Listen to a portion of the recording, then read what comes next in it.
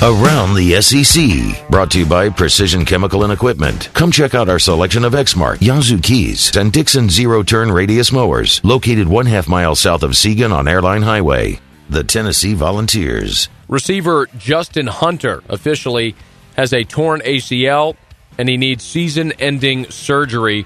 He is expected to return for spring practice. He was hurt on Tennessee's first passing play Saturday against Florida. If you saw it, he made the catch. 12-yard reception, just landed awkwardly on his left knee, was not touched, dropped to the ground, was rolling around in pain. Really a horrible sight for a guy who came into Saturday's game leading the SEC in receiving and was 10th nationally. This is a huge blow for Tennessee's offense. Justin Hunter, the wide receiver, torn ACL. He's done for the year. The Auburn Tigers. Gene Chizik is dealing with Auburn's first loss in 18 games after they fell to Clemson 38-24 Saturday. Auburn, meanwhile, bigger issues on the defensive side of the ball. They fell to 117th nationally in total defense out of 120 teams.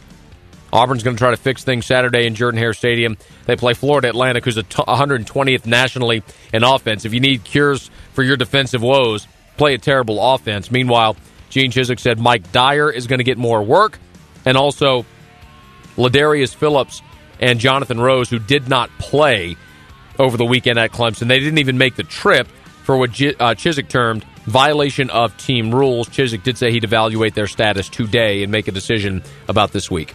The Florida Gators. What a game it was for running back Chris Rainey and kicker Caleb Sturgis, and for their efforts Saturday at home against Tennessee. They've been honored by the Southeastern Conference. Rainey named co-offensive player of the week, Sturgis special teams player of the week.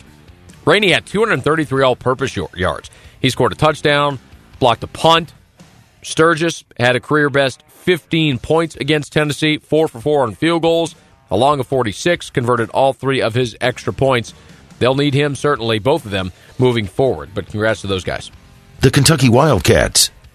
Well, as his players gathered for meetings Sunday after their deflating loss to rival Louisville, Joker Phillips suggested a scale back of what Kentucky's been trying to do and been largely unsuccessful. Quote, "We're having a lot of missed assignments. Either you're doing too much or not doing a good job of teaching." Apparently Kentucky's going to shed some plays that they've not executed well, try to rely more on the plays that have reaped them some success, and they're going to need it because this is a brutal 3-game stretch for the Wildcats. Their next 3, Florida, at LSU, at South Carolina. Good luck, Joker Phillips. The Alabama Crimson Tide. Well, Alabama comes into their biggest test so far, their game at home against Arkansas, in pretty good health. Safety Robert Lester was helped off the field in the fourth quarter Saturday against North Texas, but Nick Saban dismissed the problem, said Robert Lester gets back spasms every now and then. He got bent back a little on that play. Also, center William Vallejos was dazed on a play early in the second quarter, was sidelined for a short time but returned. But Alabama should have all hands on deck Saturday when Arkansas comes calling. The Mississippi State Bulldogs. And after Mississippi State lost to LSU, all the attention seemed to turn to third-string quarterback Dylan Favre, who sent a tweet out of frustration after the game Thursday.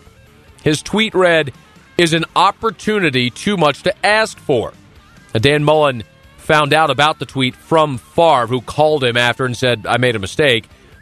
Mullen didn't seem to be upset with it, though, who said, quote, "I certainly prefer that tweet over, 'I'm happy standing on the sidelines.'"